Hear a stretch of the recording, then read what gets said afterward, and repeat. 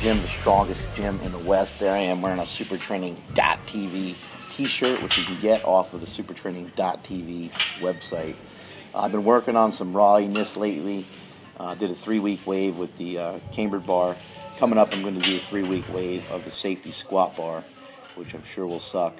The raw squats are going good. Strength is improving, but my knee is already wearing out. Just not really used to doing raw squats. And then also I've been squatting twice a week. That might be something I have to reevaluate.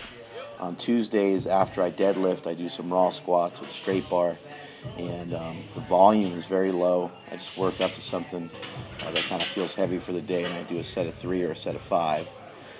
And then sometimes I'll reduce the weight from there and do like a set of 10, and then that'll be it for that day. But like I said, just not used to it, and it's going to take some time. It's going to be a process to be able to work that squat up to anything respectable. Here's Silent Mike, getting up some squats. Silent Mike squats about 2 or 3 times a week. Damon Thurman squats normally about once a week. There are a lot of guys in the gym that squat about twice a week. They just don't squat twice a week, every single week. Been getting some questions about that as of late because of amazing lifters like Dan Green are squatting 2-3 times a week. Mike DeShear, Ben Rice, and a few other world record setting raw lifters are squatting 2 or 3 times a week, in some cases even more, benching twice a week. And normally most people only deadlift once a week. There's only so much of that shit you can handle. But it is interesting, and I think I'll have to shoot a power project for it and go over it again. But I think some of the thing that's going on is that raw lifting is a lot more basic than the geared lifting. Geared lifting, you can throw a lot of things into the mix, and you can switch things up quite a bit. But with the raw lifting, you better know how to execute the lift itself. So just the practice of the lift is important.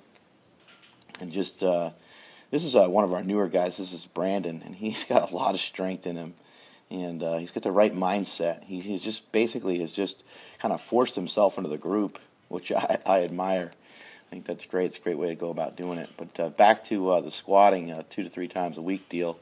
I think, for one, these guys have built a capacity for it. So that's something to keep in mind.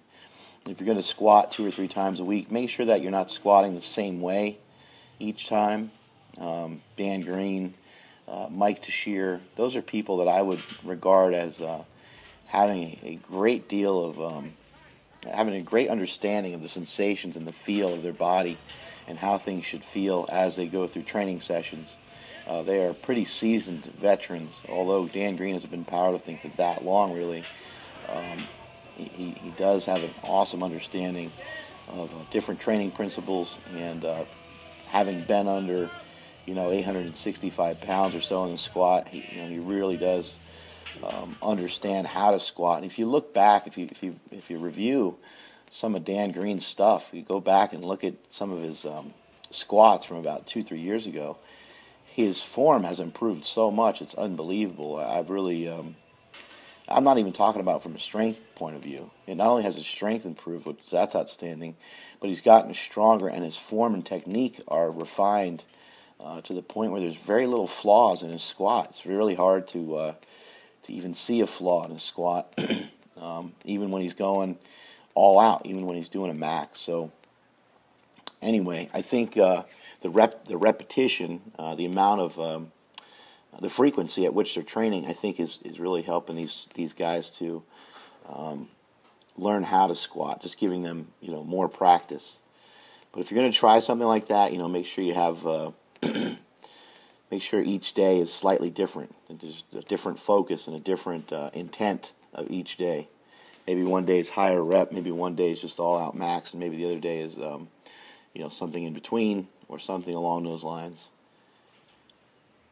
But a lot of these lifters, great thing nowadays, a lot of these lifters are very easy to get a hold of. Hit some of these guys up on Facebook, and I'm sure they'll be more than happy to help you. I know Dan Green and I believe Mike DeShear, they have kind of online training programs where they'll assist athletes.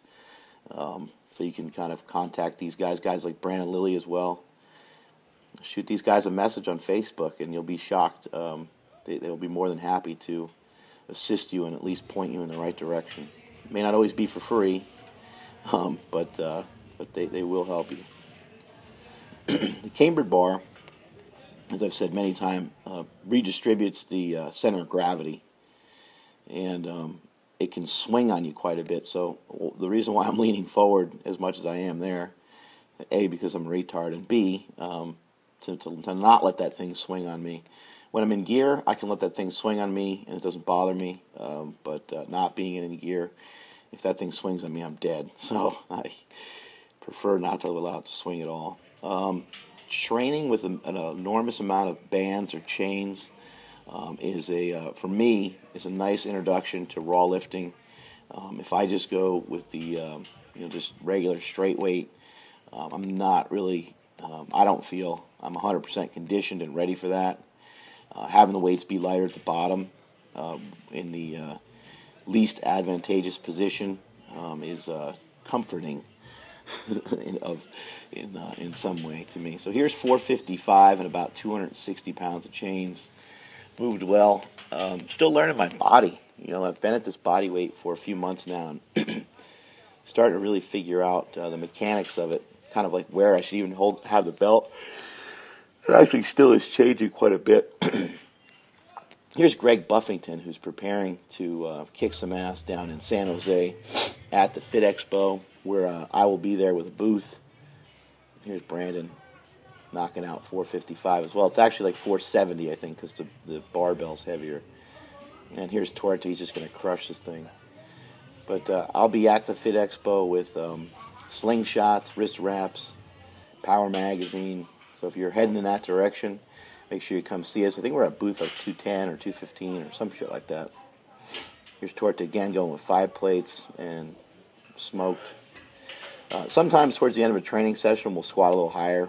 We'll squat on a little bit higher box. Someone like Chris really doesn't seem to matter too much. Actually, when he goes lower, his form is better. So, if he looks like he's going high here, he could have accomplished the same thing by going 2 inches lower.